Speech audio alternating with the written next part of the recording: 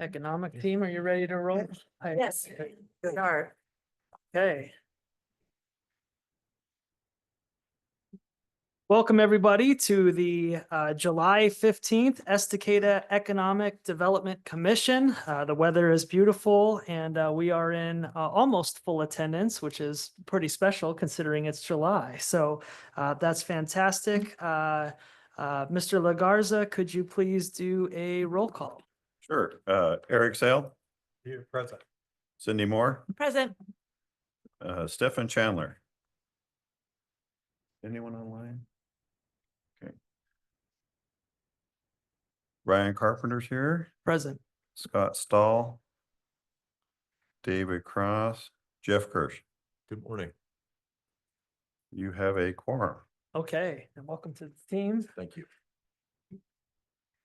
We have a quorum and now we're going to move to the approval of meeting minutes.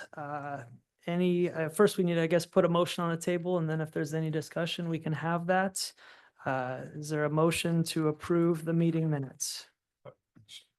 Were you here at the last meeting? Yes. Okay, so I know one of them that Scott had led, so I was just making sure Yep. that it was this one. So I motion to approve the meeting minutes as submitted. Okay, we have a motion. Need a second? Second. Okay, motion and second. Any discussion? Okay, all those in favor, please raise your right hand or left, depending on your dominance. Motion carries. Moving now to public comment. Mads, is there any public comment? It doesn't look like there's anyone online, no. Okay, no public comment. Moving to City of Estacada presentation for zoning and land use with Alan Wilson. Take it away, Alan. Thank you all. My name's Alan Wilson. I'm the senior planner, the only planner in Estacada right now. And I'm going to give a presentation on the Oregon land use planning system, which heavily affects the way that development happens in the city. Let me get that called up. Share. All right, there we go. And this is a presentation that I gave a somewhat different version of this past January to the Civics Academy. I don't know if any of you attended Civics Academy. It was like a class for residents who wanted to know more about how local government works. So there was like a presentation on public works and then just how city council works, land use planning, etc. So this is a, sure. I'm sorry, Is what? that something the city hosts, the academy? Yes, yeah, it Okay. was. I think it was a 6-week program. Yeah, Good to know. in January and February. I believe we'll be doing it again next year as well. All right, so yeah, this is an abbreviated version of that. Again. So just today, I'll be giving an overview, as I said, of the land use planning system of Oregon. I'll go over the major elements of the program. I'll talk about land use plans, so that's like comprehensive plans and such, and the analyses that make those up. And then I'll just, talk a little bit about some recent residential development in the city. And then hopefully there'll be time for some questions and some answers. All right. And so, yeah, just want to give a little bit of historical background, going way back to the first couple decades of last century. In 1919, the Oregon legislature ruled that cities can zone. So cities can decide what goes where in their cities. They have that power. And then in 1947, they decided that counties can also zone. So they can create zoning maps and regulate what is allowed where. Then in 1963, the legislature created an exclusive farm use zone, and that was to protect farmland from encroaching development. And then in the late 60s and early 70s, the public was increasingly concerned about the effects of population growth and unchecked development. And in the Willamette Valley, the residents saw development as an environmental disaster. It wastes irreplaceable scenery, farmland, timber, energy, and resources generally. And that kind of growth was being associated negatively with California and specifically Southern California. So an alliance of folks from a wide range of backgrounds began to form to address these concerns. These are farmers, developers, politicians, environmentalists across the political spectrum. And the governor at the time, Tom McCall, whom some of you may know, he was an especially vocal advocate for protecting these lands. And here's a quote from him. There's actually a really a cool recording of this speech. It's much longer than this, but yeah, sagebrush subdivisions, coastal condominium, and the ravenous rampage of suburbia threatened to mock Oregon's status as an environmental model. So big advocate there. And so the Oregon legislature in 1969 passed Senate Bill 10, and it required cities and counties to prepare comprehensive land use plans and zoning ordinances, that's development codes, that met 10 broad state planning goals. However, Senate Bill 10 failed to establish mechanisms or criteria for evaluating or coordinating local plans, and so most cities and counties didn't develop their own plans. Then a few years later, in 1973, Senate Bill 100 was approved. And so this expanded Senate Bill 10, addressing many of its failures and omissions. And so Senate Bill 100 is considered the true beginning of Oregon's state land use planning program. The bill created LCDC, which is the Land Conservation and Development Commission, as well as DLCD, which is the Department of Land Conservation and Development. And these two laws resulted in land use plans and state regulations that guide how and where new development can occur. And so fast forwarding to today, every Oregon city has an urban growth boundary. Every city and county is required to have a comprehensive land use plan that's acknowledged by the state. Each of these plans represents years of effort, consensus by residents and officials about the future of their communities. And also every city and county has a zoning ordinance. I'll talk a little bit more about this later. And in Oregon, state and local governments they share the job of planning. So the state sets the overall rules for planning decisions. The DLCD, which is basically the state planning agency, they provide technical assistance and grants, and they review local plans and amendments for compliance with these statewide planning goals, which I'll go over in a bit. And then the local governments, so like City of Estacada, makes day-to-day land use decisions in conformance with their state approved plans and their own development ordinances. So I will go over the major elements of the statewide planning system. So we have urban growth boundaries, which I mentioned before, the statewide planning goals, and then we have land use planning documents. So that includes things like comprehensive plans, transportation system plans, and also the zoning ordinance or the development code. So the development code is basically like a recipe book for development. It guides how the ideas and policies of the overarching plans, comprehensive plans and such, how they get put into practice. And so I'll talk about each of these in turn. So first talk about urban growth boundaries. So under Oregon law, each city and even certain metro areas must be enclosed by an urban growth boundary. And it's something like a planning border that controls urban expansion into farm and forest lands. And so all land inside of a UGB is expected to develop. And that can look like housing, commercial uses, industry, parks and recreational areas, etc. And it looks and acts as a lasso around Oregon cities, keeping development within defined limits and preserving the rest for rural uses. And you can see that little circle down there, that's Estacada, right outside of that big old Portland metro area. Let's see. So new parking, housing, commercial and industrial uses aren't allowed in rural zones unless the UGB is expanded and property is approved for rezoning. So the UGB is one of the most powerful tools that land use planners have. And I'll show you some pics here. So as you can see, we have the really dense residential development here, and right outside, it's a stark line between that and then the rural area. And then an aerial photo also showing stark line between dense urban development and sparser rural areas with farm and forest.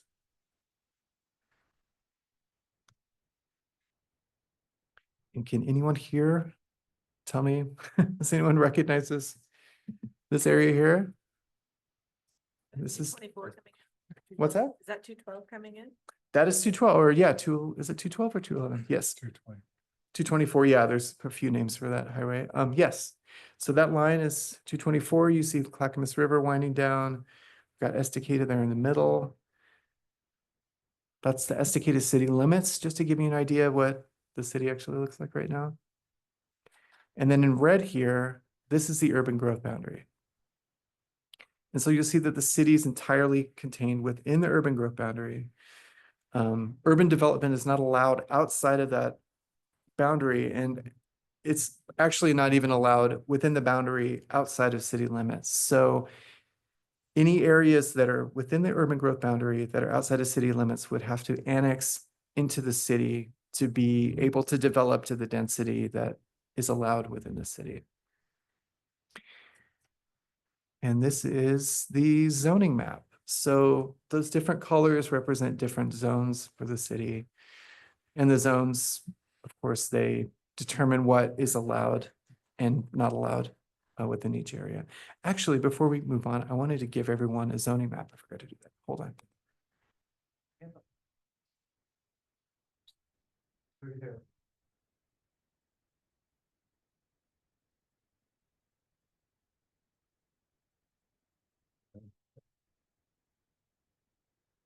These are awesome. Every conference room should have these. Yeah.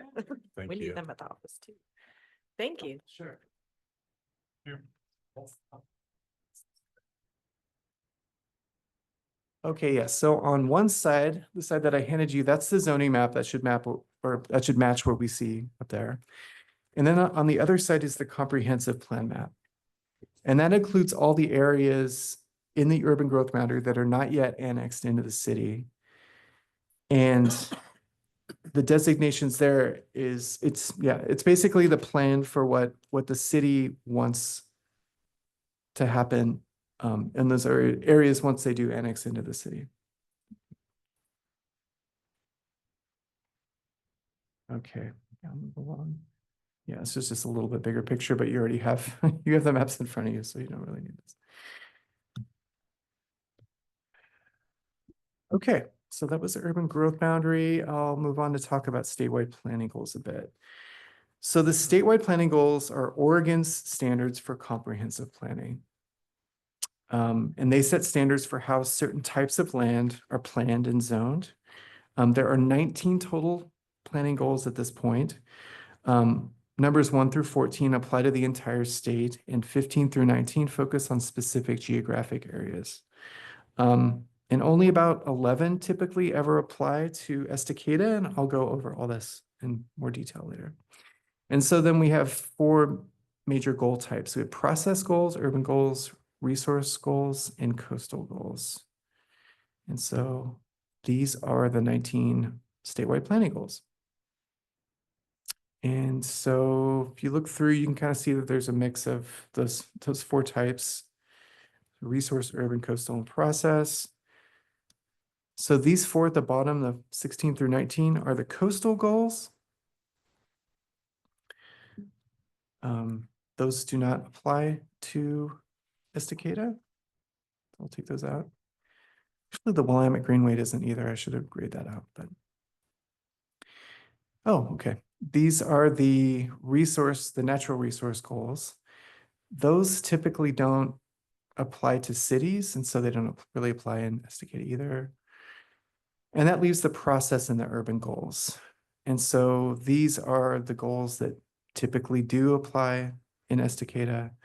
And they're the goals that every land use application and proposal in the city, including changes to our own development code, has to comply with.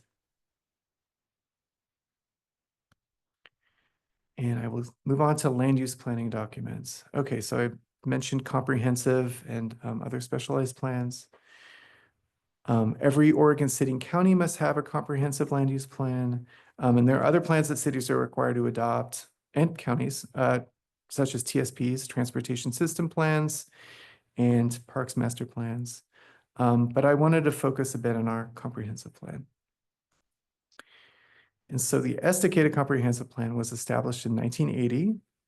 So I guess about 7 years after the passage of Senate Bill 100, which required the drafting of a comprehensive plan. There are 12 chapters in our comp plan. Several revisions have been made in that time, most recently last year. And comprehensive plans generally include 3 elements. There's inventory and descriptions of existing land uses. So that's, descriptions of economic and natural resources, natural hazards, recreation and transportation facilities, the housing stock, the developable lands, public facilities, sewer, water, etc. And then there are goals and policy statements in each chapter. And so those are the objectives of the city over a specific planning period. And usually in Oregon, it's usually 20 years, as well as guidance on how to achieve those goals. And then there's also a comp plan map, which, as we talked about, is the complete zoning map on the reverse side of the laminated maps. And so that map depicts the desired arrangement for uses in the entire city, within the entire urban growth boundary.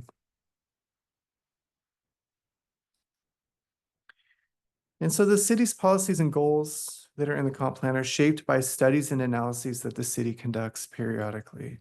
Some of those analyses, including the 3 listed here, the HNA, Housing Needs Analysis, Buildable Lands Inventory, and Economic Opportunities Analysis, the last of which I imagine most of you are pretty familiar with, those are required by state law. But I wanted to focus a little bit on the housing needs analysis, just to give you an idea how these things work. So the HNA in particular, it takes stock of existing housing. It examines current trends, forecasts, what types of housing and how much will be needed in the next 20 years. It also measures things like the demographics, age and income level of residents, balances between renters and owners. So that's what we call housing tenure, and the city's vacancy rate. And once the HNA was adopted, sections of the HNA were adopted directly into the comp plan, specifically into Chapter 8, that deals with housing. And those findings influence the city's strategies and policies for accommodating future housing needs. Oh, I didn't mean to forward so early, but yeah, I guess we're already there. And I just wanted to give some examples of some recent residential projects. So I'm sure all of you are aware of the recent approvals and development in the cities that are composed mostly of single-family homes. Places like Faraday Hills and Cascadia Ridge. But I'd like to show a few examples of other types of residential development that's happening in Estacada right now. And so here is one project, Caledonic Acres. That was a subdivision approved in 2023. So that's basically, if you look on the map, or if you're familiar with the city, you'll understand. It's up Eagle Creek Road and just the northwest corner with Eagle Creek and River Mill. So this is the plan for that piece of land. It was approved, I believe, at the end of 2023. It's a 78 lot subdivision. And what's unique about this one is that 76 of those lots are will be common wall dwellings. So think of a duplex, but each dwelling unit is located on its own lot. So that's kind of a novel arrangement for housing in the city, at least at the present time. And then there's 2 lots for single family detached, which is what we're seeing in a lot of the other parts of the city. Also wanted to show you Wade Creek Commons. This is also off of Eagle Creek Road to the south. This is roughly just to the west of Campanella. It was also approved in 2023. It's a 4-building multifamily development with 36 affordable units. And that means that the rents are kept at a level that's deemed affordable for people making 60% of the average median income for the area. It was also it wasn't completed in 23, but it was completed in 2024, sorry. And phase 2 is currently under development, just to the north of the completed phase 1. And finally, there is a manufactured home park expansion that is planned in this area. So also off Eagle Creek Road, but this time to the east. Just kind of sandwiched between, I guess it's Wade at that point. So it's Wade and the high school there, right in between there.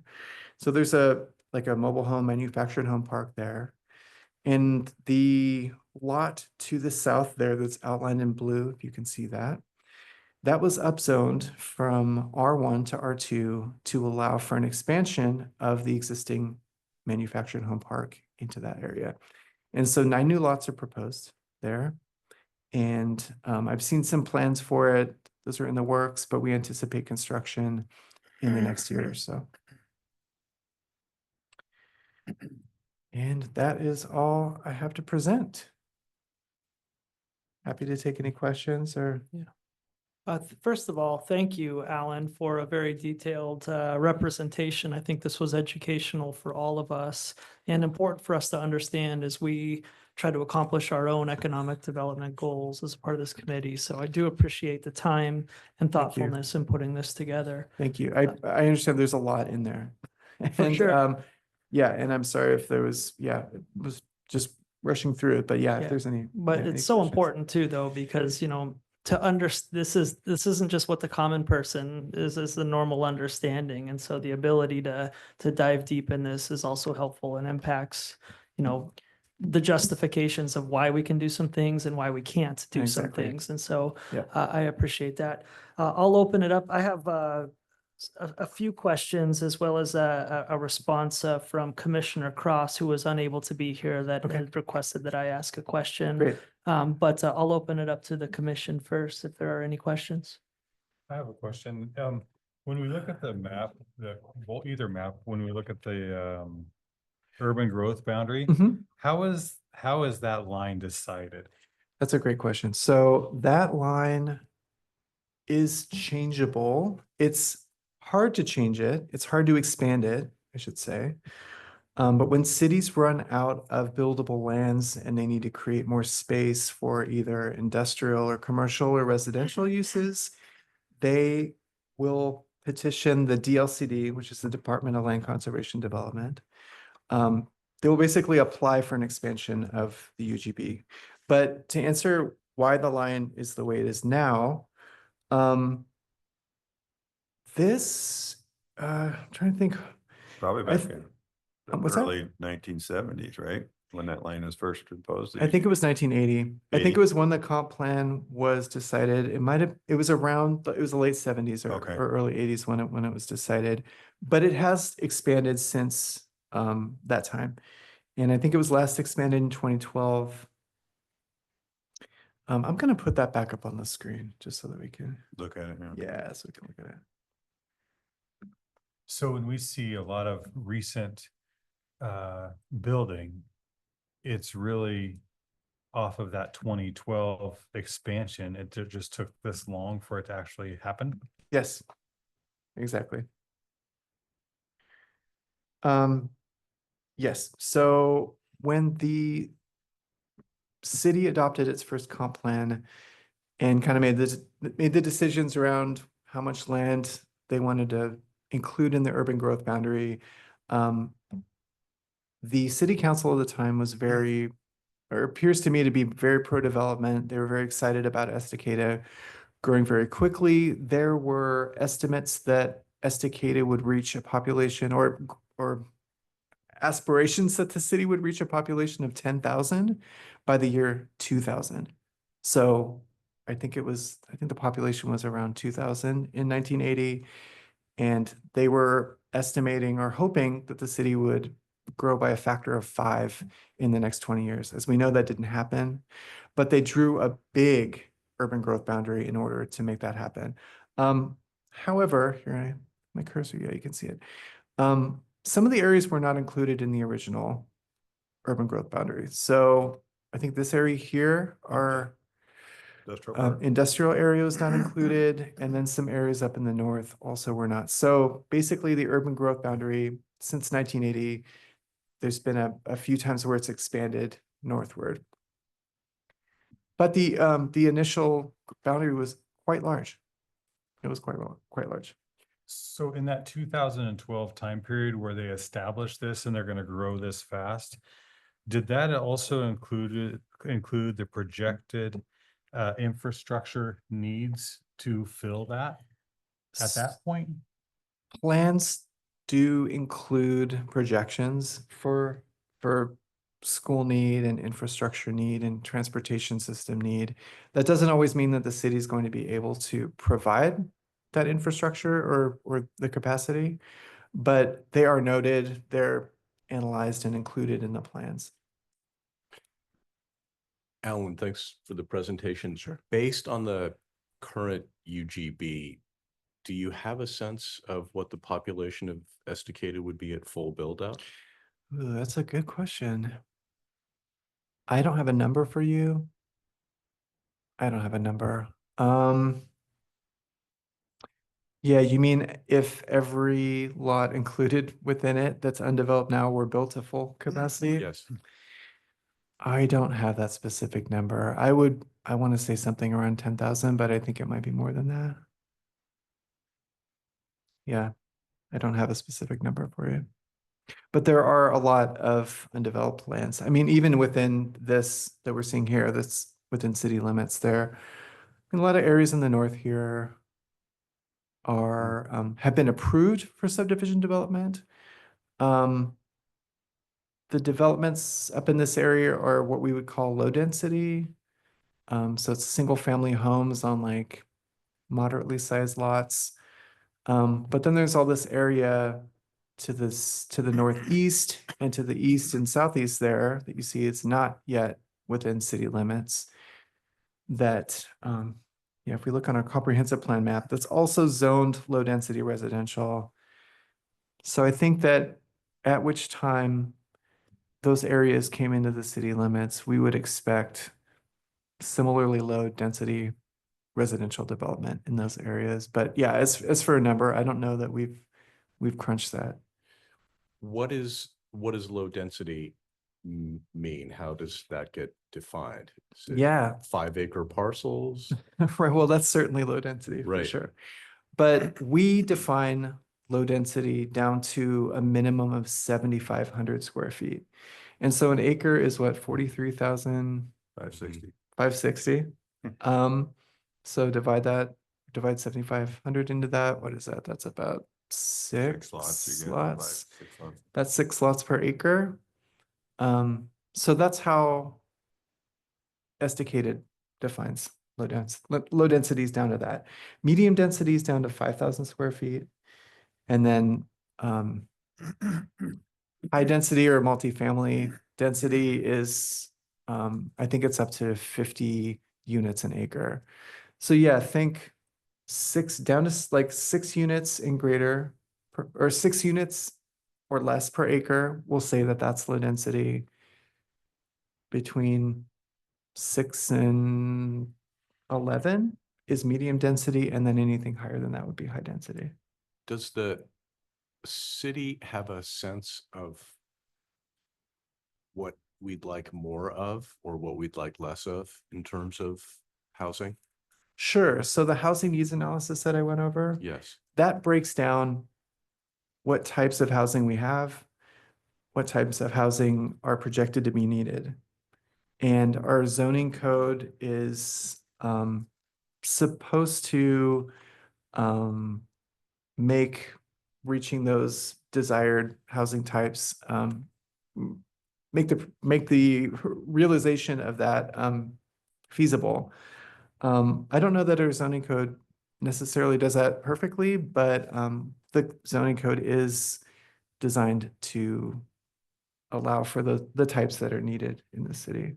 And that's why I wanted to give you some examples of some housing that's not typically, that we're not typically seeing, that we're seeing more of, like, Maybe the better question is the development community responding to the plan in the way that the city would like them to, or are there pieces that are getting missed that we should try to think about? So the development community is responding to the market and what they think people will want to buy. Mhm. Typically, people like to buy single family homes. I mean, there definitely is a market for the other housing types, apartments, and then things in the middle like duplexes, triplexes, cottage clusters, things like that. But we're not seeing a lot of that middle. So we are seeing some of the higher density developments, apartment buildings and such, a lot of single family homes, and then a smattering of things in the middle. So yeah, what was important about the Kellendonk development is it's something like, it's middle housing basically. Yeah, here it is. So you see those lots, they're smaller than the typical single family home lots. I can't remember, I think they're around 4,000 square feet each. And as I was describing, they are common wall dwellings, so you have a individual dwelling unit on each lot, but they are joined, which allows for more yard space and kind of sharing of utilities, infrastructure and such.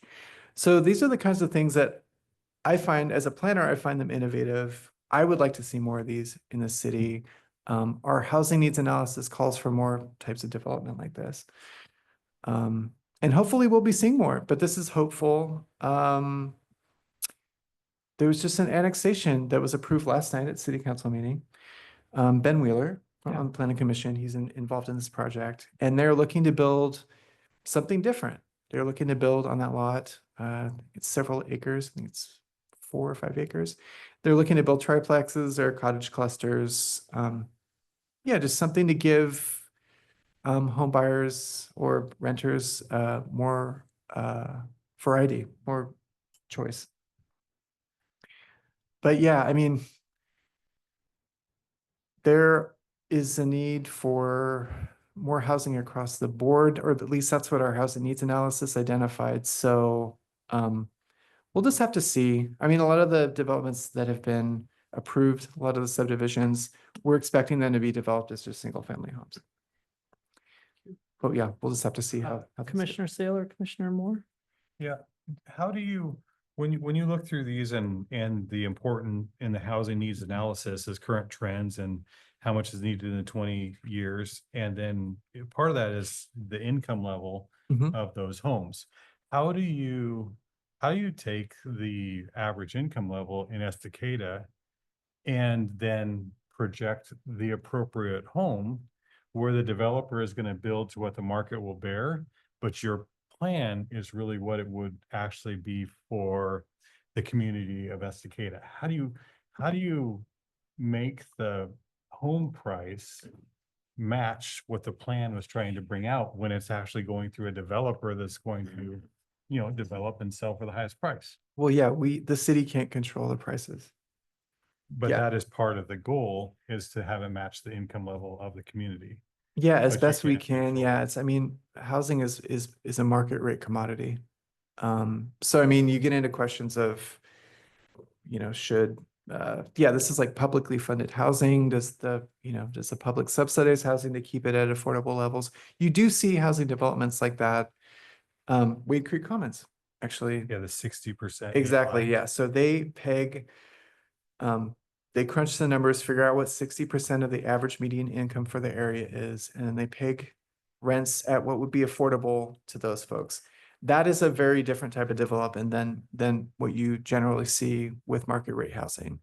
And yeah, it's just kind of just a fact of our economy that we can't control what those rates are. So sometimes even when developers are touting a development as it's going to be affordable. The lots are smaller, the houses are going to be smaller. It's affordable. At the end of the day, they're going to charge what the market will bear. They will charge as much as they can for a home, and the city can't do a whole lot about that. Yeah, I wish I had a better answer for you there. It's Well, I think we see that playing out. So that Sure. was my question of Yep. how, when we look at what the city needs are, we talk about Mhm, a bedroom community, we talk about what jobs are available locally, mhm. how we keep things internally, things like that. This dichotomy is what, It's what hard. affects that. Yeah. And then also when we go back as far as projections, where is the planning for the cost of the infrastructure and how that's going to be borne? Is when is it that the cost of, say, the sewer plant is Mhm. going to come into the cost of permits or whatever it might be 20 years ago because it was part of the plan and part of the known infrastructure? I'm not sure about the retroactive application of of this, but these costs are calculated out to SDC. Yeah, the SDCs, which are system development charges, those are levied at the time of development. And those go toward transportation, stormwater development, parks. So there's different charges that are charged per lot, say like on a subdivision, like each lot is charged these system development charges. And those are calculated out to fill a fund that will in time pay for these infrastructure improvements. Does that make sense? Well, I hear that. I think the question is that are we late to the game on that as far as covering our sewer plant, having not really collected those funds like back since 1980 for the future development from that point forward? Oh, we've been collecting SECs since 1980. I think that I'm those not have talking been- about the SDC, like the definition, but the projected amount for the future plant per se. Oh, So, I see. so in 1980, they were gonna do 10,000 people by the year 2000. That's Mhm. gonna take an additional sewer plant and different kinds of things. Sure. Was the forecasting not done to say that plant is gonna cost this much money? So every permit that we make from now till 2000 is gonna have to bear its part of that? Yeah, well, I wasn't there then. I can't speak actually to the forecasting, but I can say we don't have $60 million in the bank right now for a new sewer plant. So I guess the answer is no, we didn't do a good job of forecasting. But that would be the ideal, ideal plan. Sure. And maybe what we've learned now going forward, we would want to make sure to be planning for that and including it from now forward, so we don't find ourselves where we are now.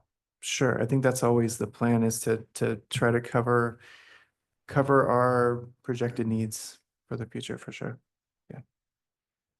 Thank you. Thank you, Commissioner Sale. Commissioner Moore, any questions? Thank you. I just had one quick clarification for Sure. those that might not know. Uh-huh. Could you articulate the difference between DLCD and LCDC? Yes. So LCDC is the land develop. I know it's just like the same words, just shuffled around. So the Land Development, Land Conservation and Development Committee. DLCD is the Department of Land Conservation and Development. So the LCDC is the policy body.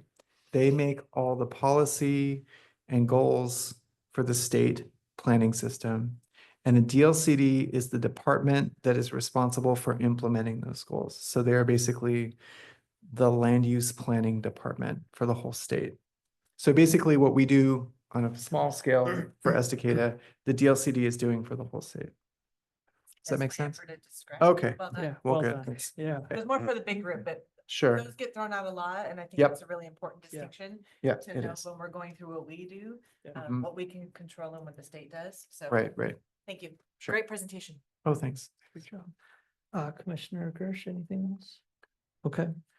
One of the questions I'd like to articulate on behalf of Commissioner Cross, which I think is a really noble question when it comes to projections and plannings. And I'm just going to read this out Sure. so that we can continue to have a conversation about it. So Commissioner Cross says that we know from the 2024 economic study that income from our influx of new city residents does not tend to stay in Estacada. And the economic study points the fact that there is no place to really spend that income in Estacada. In 2030, our entire school district is forecasted to be over capacity unless a bond measure is passed before then. And so the question from Commissioner Cross was to help us better understand to what extent the local economy and the city's school district capacity were taken into consideration when permission was granted to allow new home buildings to such an extent in Estacada. And then his closing comment is the pace of building in our city seems to have created or moreover greatly increased two major economic challenges for the city. The home builders build, they then profit and then take their businesses elsewhere. And we're left with the challenge of adequately providing for those new residents, and those new residents add to Estacada as well as sharing in what it has to offer. Mhm. And so I'll kind of let you address that piece of it, and I have a couple follow-up questions Great. on Yeah, I that. was going to ask you what you thought also. Yeah, John sure. was kind enough to forward me that email, so I Great. had a heads up about it, and I did type something out Great, as the feeling or as the thoughts were fresh in my head. So I'll just kind of read that out. awesome. So the short answer is that the city's decision makers, that's council, planning commission, and planning staff, sometimes we make decisions too. We have limited discretion when it comes to decisions regarding land use applications, especially when it comes to housing. Basically, the city cannot deny a residential development application like a subdivision if all relevant city and state code standards are met, even if it could be argued that a city does not currently have capacities to support such a development. In such a scenario, the city would essentially face two choices: upgrade infrastructure and services to meet the needs created by new development in a growing population, or declare a moratorium on development. The latter is penalized heavily by the state, and so usually is not a feasible long-term option, except in extreme cases. And Sandy is going through that right now. And it's in the tens or maybe even hundreds of thousands of dollars that they're being Really? fined every year by the state for the moratorium because they did not plan adequately for their wastewater, which is something you just brought up. So that's kind of the short answer is we're not allowed to say no to new development if an application comes in and they've ticked all the boxes, crossed all their Ts, dotted all their Is. It's really on the city to provide the required level of infrastructure and services. Yeah. Is it possible to take the costs of those upgraded needs and put them on the new development from that point forward? So you Not said they have enti- two well- choices. So if the choice was not a moratorium, but it was to provide those services, can they take those services and put them on the new development versus the people that were already there, that didn't have a problem with the current services? Right. I think that's a little tricky because if we're doing something like expanding the wastewater treatment, that is going to be built to support many more people than just the new development that's coming in. So yeah, it's going to be supporting the whole city. So it's kind of hard to break it down like that. There are rules around, what is it called? It's Nolan and Dolan are the two court cases.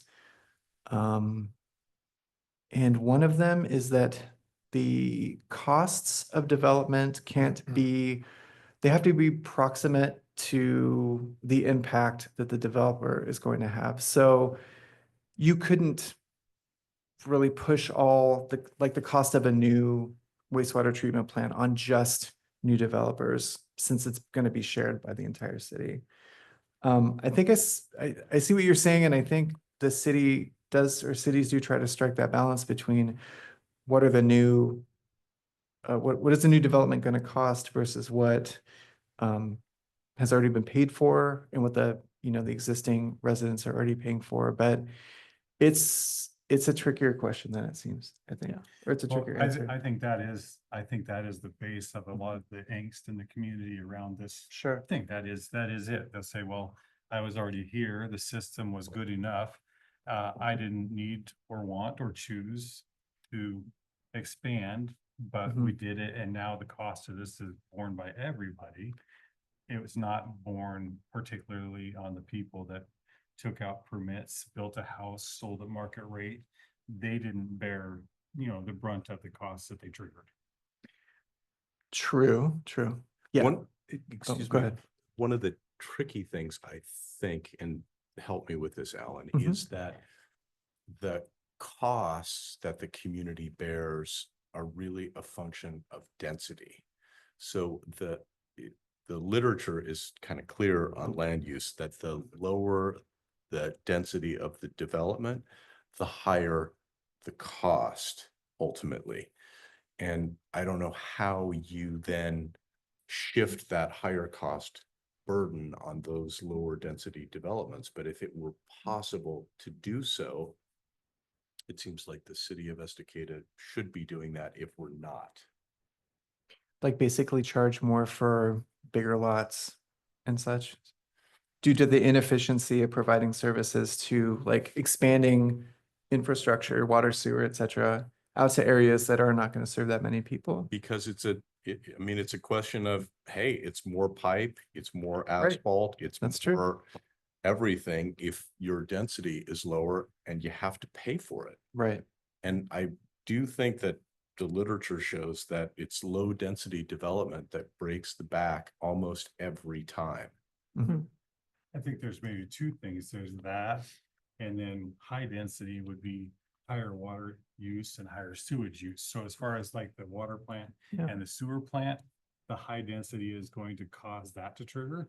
But I totally see like the basic street infrastructure, Right. which sometimes is covered by LIDs and things like that, right? Can be. Mhm. So there's some different tools for that one in there as well. Well, street construction is often a condition of approval for subdivision development. So subdivision, the developers actually have to build the roads, but then you have to maintain the roads, and that falls, once the roads are built, they're almost always dedicated to the city, and then the city is responsible for maintenance of them. So there are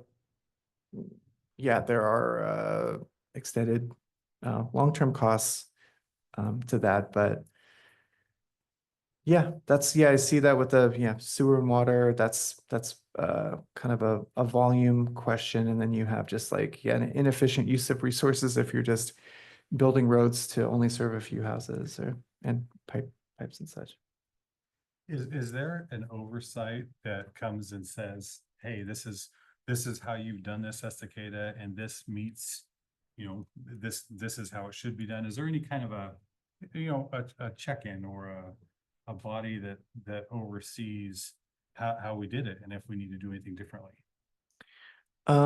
Yes, that would be the DLCD. That would be the statewide planning. So there are standards that are coming down from the legislature. Governor Kotek is really very enthusiastic, I'll say, about spurring more residential development. I believe the goal is like 360 new housing units in 10 years or something like that throughout the state.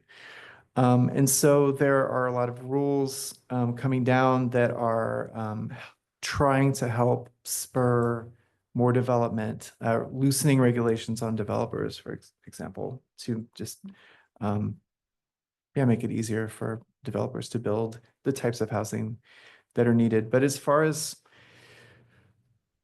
like a check on whether the policies of a city are working, is that what you're talking about? Like, Yeah, whether Mhm. whether the process could be done differently or should be adjusted or seeing how that is. right. How does it, if it should be done differently to where all of a sudden something gets put in and is borne by the whole community at large, Mhm. but there's a different, and that's the way it worked out, but somebody else says, hey, in this situation, you should do it this way. Is there any oversight from the state that says how it should have been divided out, or whether the forecasting was up to snuff, or whether back in 1980 that would have caught the fact that we're not forecasting and collecting on these things in due time, that's going to create this bubble in the future.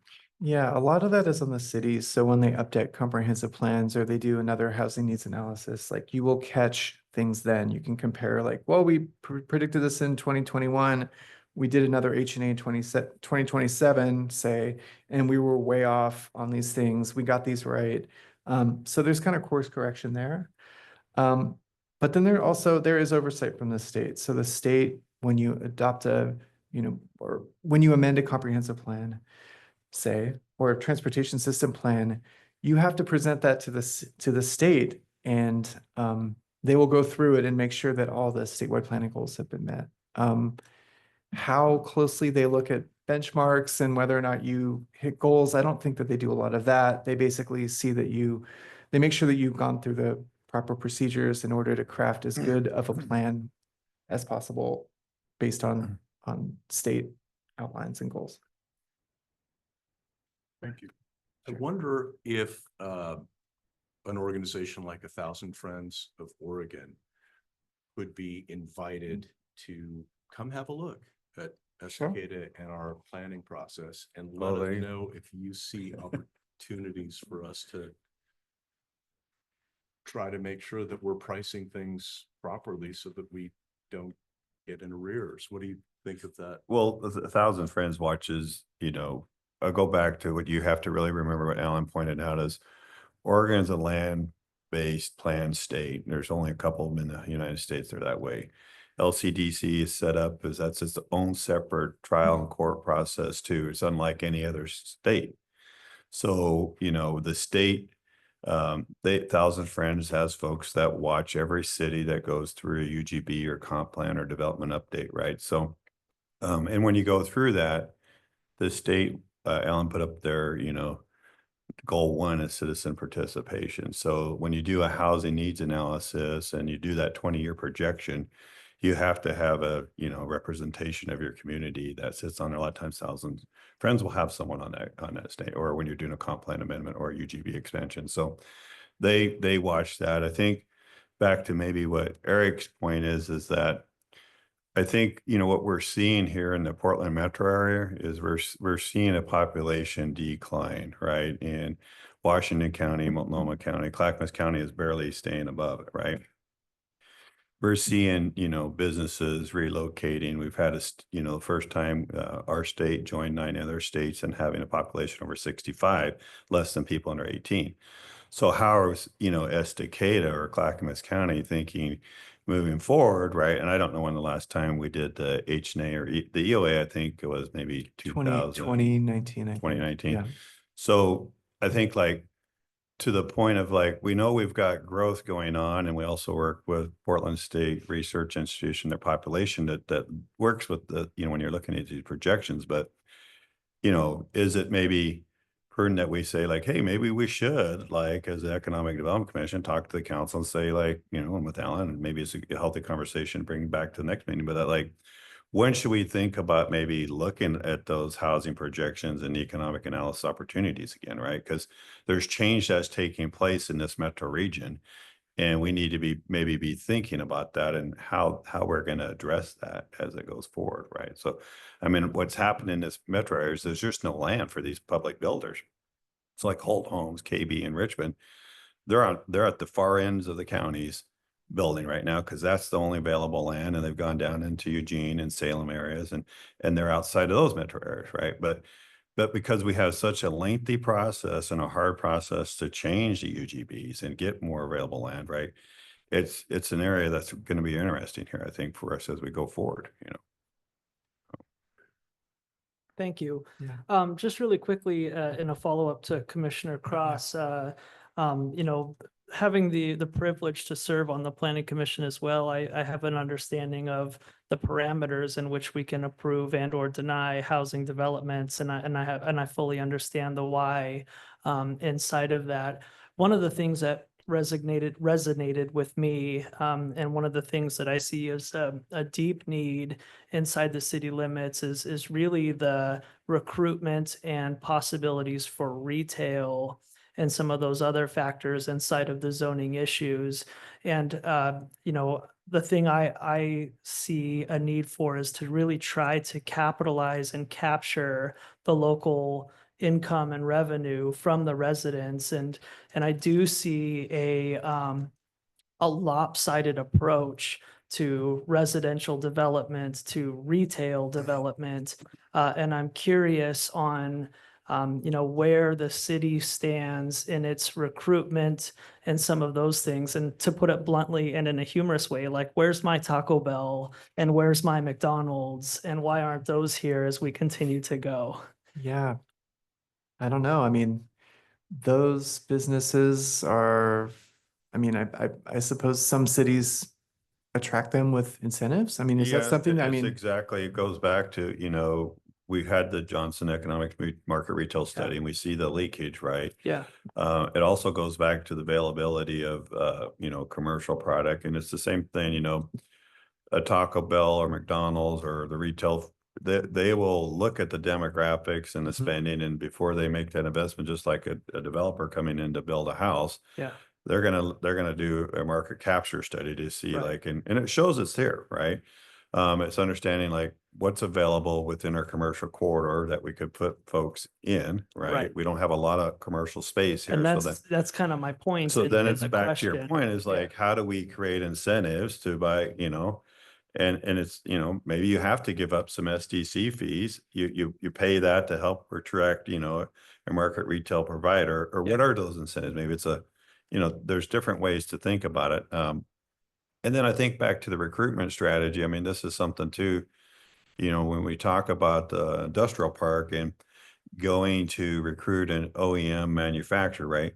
We as a city or economic development, we're gonna have to go to like those conferences or spots, right? To attract those manufacturers, and you have to do the same thing with retail, like ICSC, which is a big conference that has, you know, your Trader Joe's, all those types of retailers at those conferences, but we're gonna have to be there and say like, hey, we have these and programs in place, but we also have the buildings and the way for you to get there. So Yeah. like, I think not only when you look at industrial, but you got to think about retail, like how do we bring those? We got to be able to tell that story Yeah. and provide that messaging there to be Yeah. able to attract them. Well, and I like that. And I just, from my time in planning commission and my new time here on economic development, that just seems to be, if you were to create a pie chart of the amount of emphasis and time and energy and resources we're putting on residential, you know, the slice of the pie on retail seems to be pretty small in terms of the time we're using to talk about Mhm. what that story looks like. And even space, you know, even as you look at the urban growth boundary and the zoning, I mean, even if a Panda Express were to, you know, Mhm. where do they Oh, go? right, yeah. Yeah. In a way that doesn't impact traffic Yeah. and all of the above. And I guess I'm volunteering myself, but I would love to be a part of any conversation or committee or group or something that would support, Yeah. you know, the increase in our capacity to be able to try to promote that, most importantly, so that we can keep dollars here right, instead of traveling to Sandy, Oregon City, or et cetera, to spend right. the money that's there. And in addition to that, which is a dovetail of that, is, you know, and again, I hate always being an organization or a municipality that tries to chase the trend or the shiny things that are out there. And our school district is no different than that.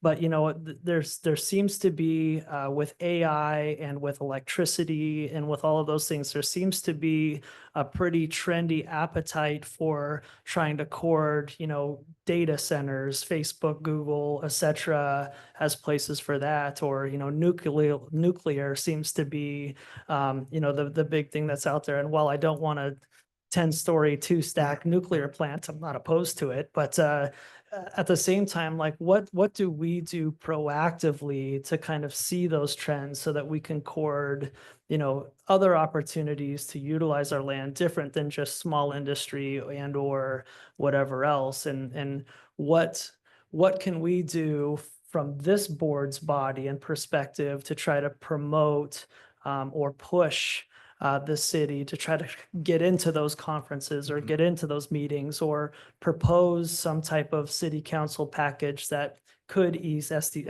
I think you see where I'm going here. I do, So, I do. I mean, the first thing as a planner that comes to mind is you would change the zoning allowances Yeah. in certain places to, you know, allow for things that you want and to, you know, not a lot of things you don't want. Right. That'd be the simplest thing. There is a tension though. You mentioned data centers, and so that's usually something that would be allowed in like an industrial area. Yeah. But our industrial areas are also considered employment lands. And so data centers don't tend to Right. create a lot of jobs. Yeah. And so maybe you make good rents or you get good taxes, but you take up a big chunk of your Yeah. land that's kind of set aside for employment. So there, yeah. Yeah, mean, and I there's gonna get that. be- There's pros yeah, and cons to all sure, of that. sure. It just, Yeah. it's the flavor of the year Sure. is that. And I just want to make sure that in Yeah, some I- capacity, we're following that so that we can. I think with the subcommittee and what we talked about the last meeting, I think, really the scope of work of in industrial center and really identifying an OEM that aligns with the businesses that we have in the park. That's a great opportunity. And, fact, I think, we've been reaching out on August 5th of we're working to set up a tour through the mill site and some of the businesses within the industrial park with, elected officials. And I think, getting that awareness out and building that plan and identifying Yeah. those manufacturers and then being out those conferences and having that story. Yeah. I mean, we'd rather have, a couple hundred, plus employees out there in the park than the data center, back to Alan's point. Yeah, no. And then the Yeah. other thing too is just, I don't think we have the power water capacity for that, because we'll see these come in off of Business Yeah, Oregon, that's and then sometimes it's just we're not close enough to the Columbia up there, so that's another, Yeah. why they've been successful in Triangle in those areas. Right. So, but Yeah. it's a good talking point that It's we just need an to example. talk I was out, trying to right? use that But as I an love your idea on example. the retail, Yeah. because I think you could be focusing on the industrial and then the retail. There you got people, you got some people that go to the conference on your industrial and attract your OEM, and you got people that go to your retail conferences Yeah. to attract the retail users, Yeah. right? So Yep. it's And a I'd win-win for like us both. to get in that ballgame. And in conclusion, I am optimistic about the old mill property and its purchase, because Yeah. I do believe that there's vision for more retail opportunities. The challenge is we're a decade away from, or 5 years away from, anything real being happening. And so in the meantime, I think we have 400 homes or something like that are approved and haven't been built. I mean, we're just Way more than that. I way, think. okay. Well, either way, my Yeah. point is here come more and more roofs and houses Right. and families. Yeah. And still, not a lot of opportunity for them to spend money here. And I just really, from Commissioner Cross's, I really wanted to highlight that as a proclamation of something that I would like to use this body of economic development to support the improvement of some things that aren't being talked about as much. Right. Yeah, there are challenges in Estacada. I mean, we have this whole downtown core. You mentioned the mill area, Yep. mill area, mixed use area.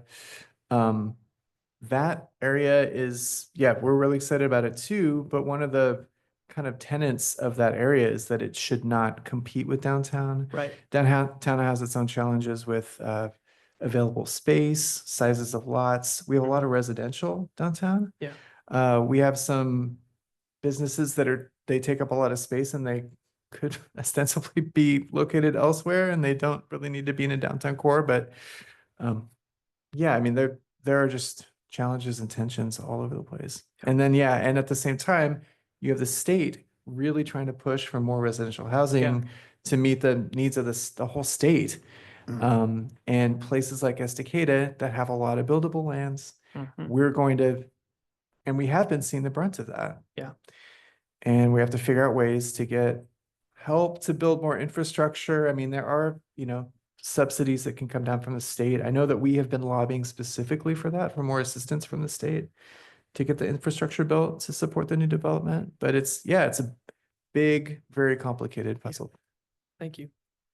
Do we have a sense of how our current retail folks are doing and whether their needs are being met by the city? And do we have a sense of what are the limiting factors to more retail development here? Do we do. have a clear The picture of market that? retail study gives a good overview of it.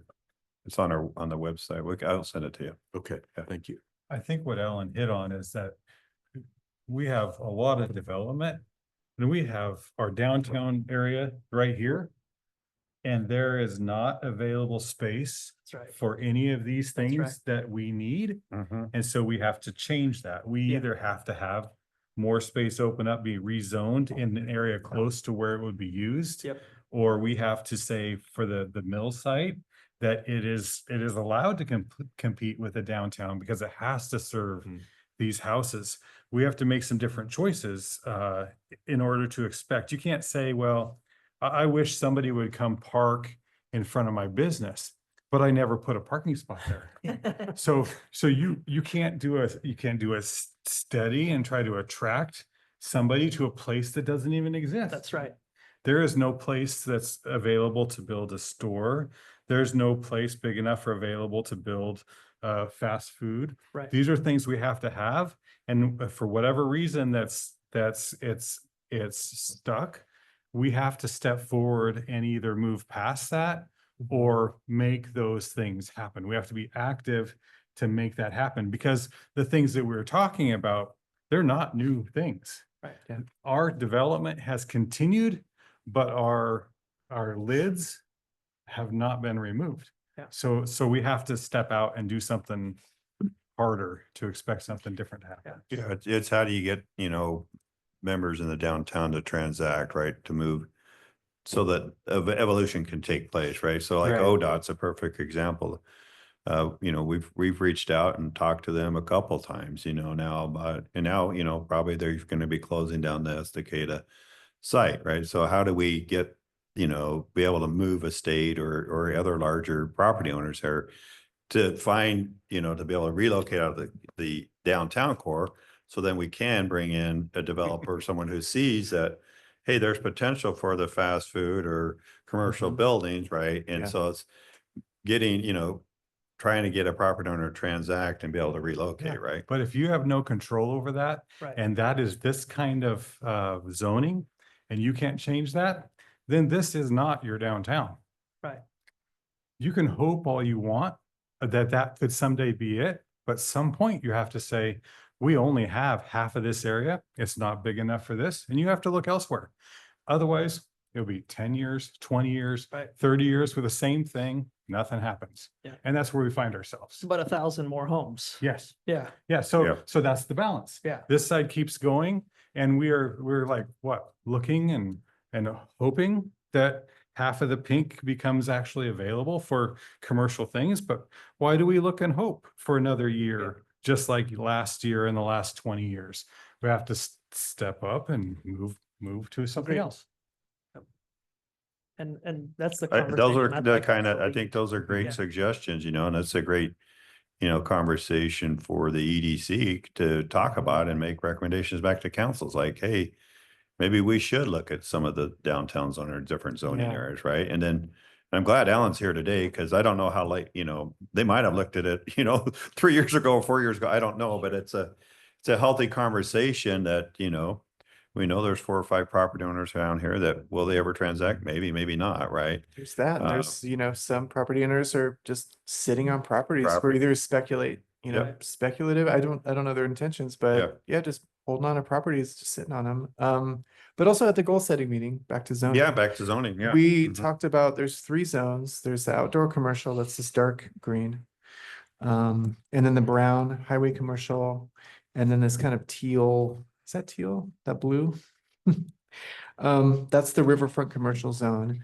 And there is some talk about kind of blending the uses, opening them up. The outdoor commercial in particular, this green up top is very restrictive.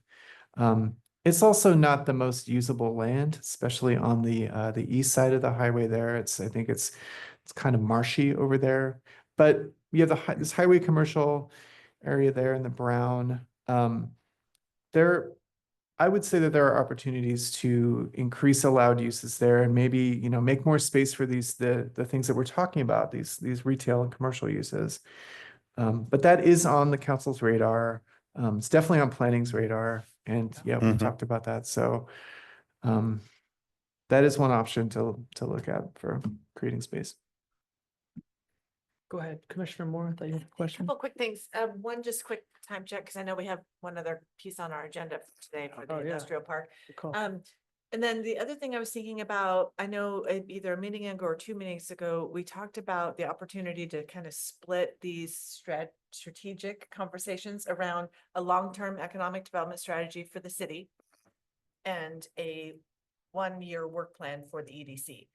Hmm. And so I'm just thinking about that as these conversations are Yep. going, because these are wonderful big picture items, Yeah. and I'm just thinking those are longer term vision maybe than what our Yeah. Economic Development Commission could focus on it and take on. But I also think there's an opportunity to leverage the work of this body with the Planning Commission, because I hear multiple times throughout our meetings have been this thread of zoning Yes. and Mhm. what our community looks like. And so maybe there's a joint work session or something we could do with the Planning Commission Sure. that could help bring the business voice to those and the education voice to those types of decisions, because there's also very blurred lines, right, between economic development and planning. Right, and then, and blurred, membership as well. It's Right, like yeah. your shared, Yes. shared members, yeah, Yeah. yeah, that's great. Huge leverage opportunity, but that might Yeah. be able to help us kind of parking lot these big ideas and put them in the Yeah. right buckets. Yeah. So just offer that for your consideration. 100%. And aside from myself, Commissioner Scott Stahl is also on planning as well. So it's, there's some good cohesive momentum already. And so I agree. And I know that the Planning Commission would be supportive of an idea like that as well, of a joint meeting, which makes sense. Okay, great job. Great, thank Yeah, you, Ryan. and hopefully Thanks- those questions thanks to were everyone. Yeah, productive thank you, as thank well. you. Thanks. Okay, thank you. And moving on to Industrial Campus Career Day discussion. Let me bring that one for you, these are. Okay. Okay, thank you, Chair Carpenter. Alan, thank you so much. Really You're appreciate welcome, that. thanks, John. We put this on the agenda. Originally, we were going to try and do August 5th as the tour with Industrial Campus, have an open industrial campus out there. But there was a change in that. So now we're talking about thinking about having it a career campus day, and working with the school districts around either September 18th or the 25th. I'm glad we got the, superintendent from this school here too. But this is something thinking having, we approach the businesses and from 11 to 2, have an open house, something for discussion on that. So thoughts. And the other thing too is that one of the things was how we could get awareness out to business owners. Commissioner Sand and I talked after one city council meeting, how do we get the flyers? How do we get the word out?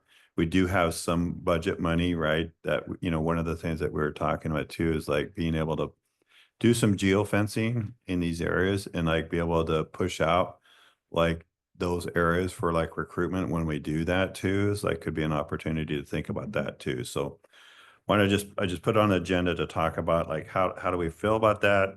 Have an industrial career campus day discussion. I don't know if you've, Eric, if you guys have done a certain day out there in the future, or Cindy, you guys may have too, but and then how we could align and maybe look at doing that with the school districts too.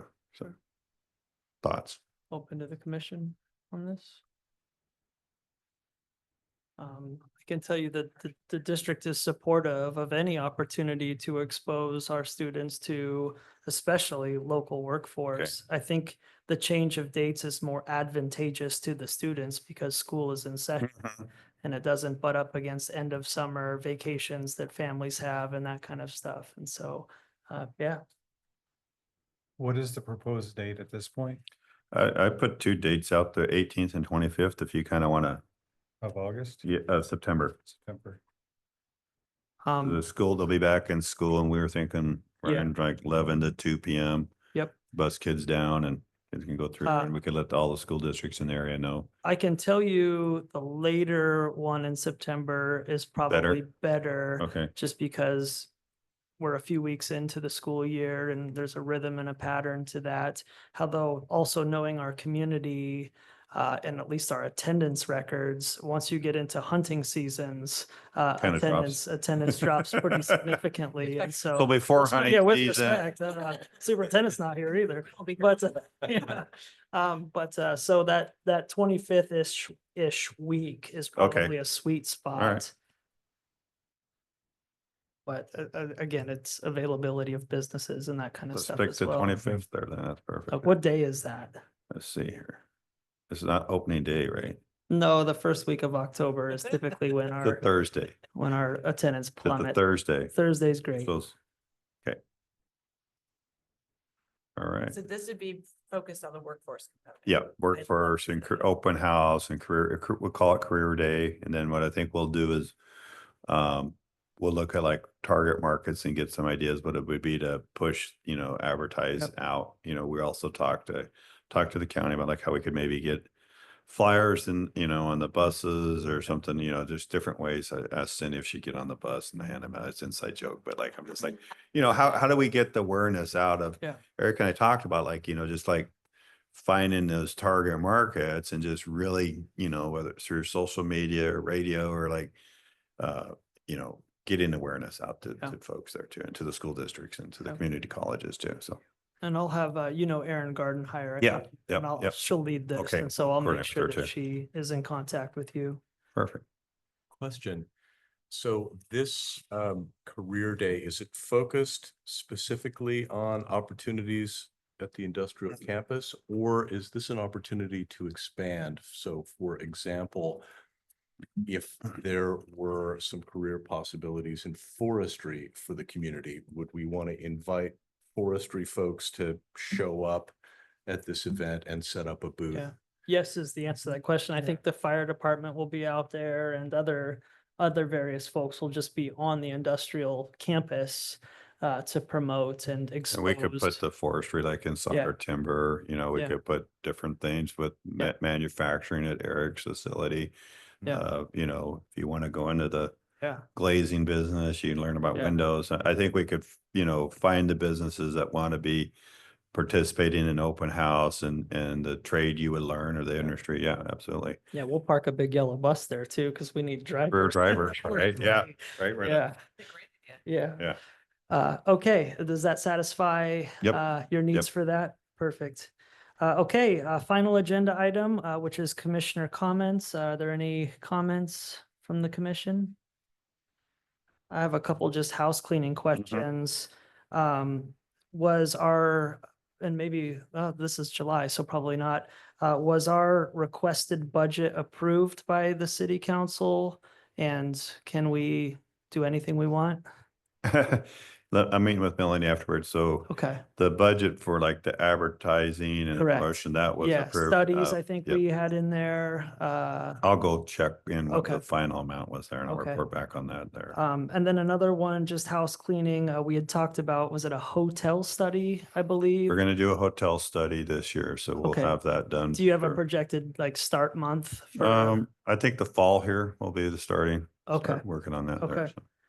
And John, is that a city-led project or is that? That's a city-led project there. But- so. I But think as we Yeah. move through these things, I think Yeah. that's an important Yeah. delineation. Yeah, So so like just at the some point, EDC budget, that yeah. expenditure was in our I budget. agree. So I I just, agree. yeah, so if it's ours, then it's Yeah, ours. it's a But yeah. citywide initiative, so. Totally, But I'll yeah. get you your city. Okay. And then, as Commissioner Moore talked about, we,